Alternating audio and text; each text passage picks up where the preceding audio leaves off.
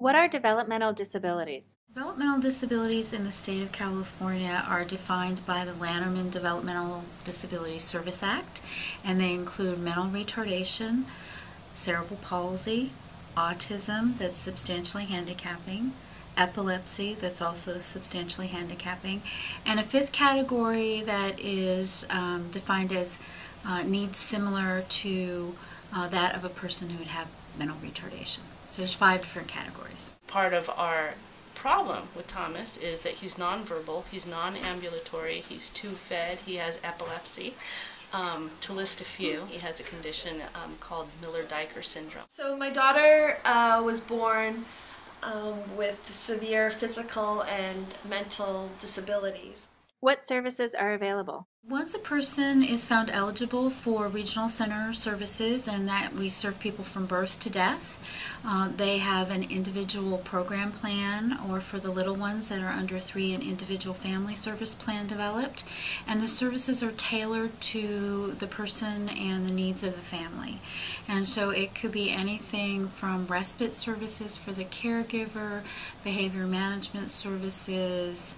For adults, we have supported employment, help with finding housing, so it really just depends on the person and the stage of life. This is one of the devices that Regional Center has helped us to get Thomas to use in the home as well at school. It allows Thomas to participate in his school days and his classroom activities, as well as tell us at home when he needs something or wants something. When he hears the thing that he wants to speak, he uses the side of his head to tap the switch and to have the computer speak it. They provide occupational therapy, physical therapy, and a class that she goes to once a week called a parent-infant program, where she interacts with other kids like her.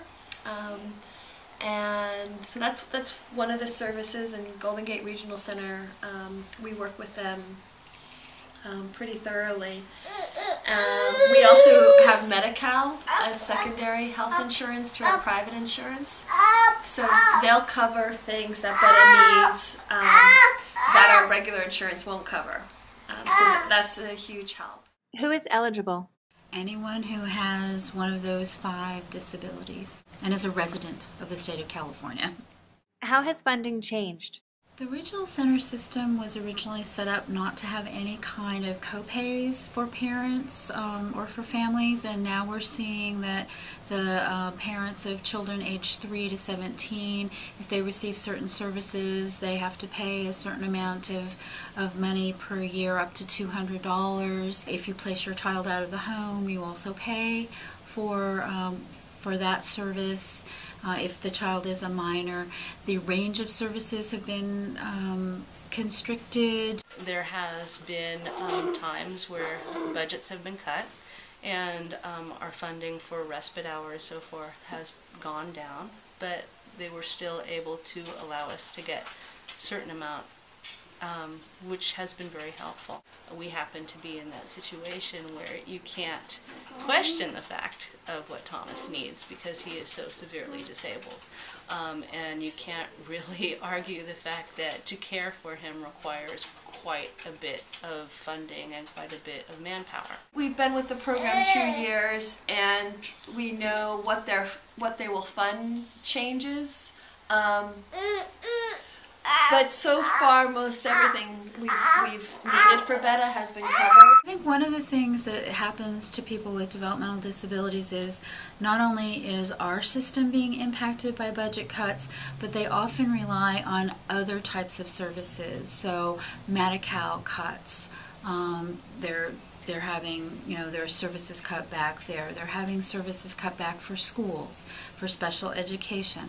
They're having the services cut back for things like Social Security benefits, and say the family was getting TANF or some kind of family assistance. All those are being cut back.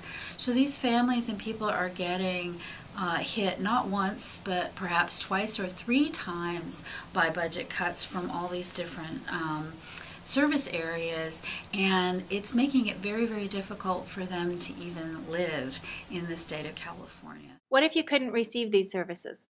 Without the services we get from Golden Gate Regional, we wouldn't be able to have him home here with us, and he wouldn't be in his community. His community wouldn't have access to him. It would be devastating to our household and to every member of this family. One of the ways that we were able to continue with our respite services as they were is I had to admit in writing with the Golden Gate Regional Center that if we did not continue to receive the respite services that we get, Thomas would have to be placed in an institution. And that is a hard thing for a parent to say. Human services programs are 13% of the budget. Services are provided through state developmental and regional centers serving 258,000 Californians.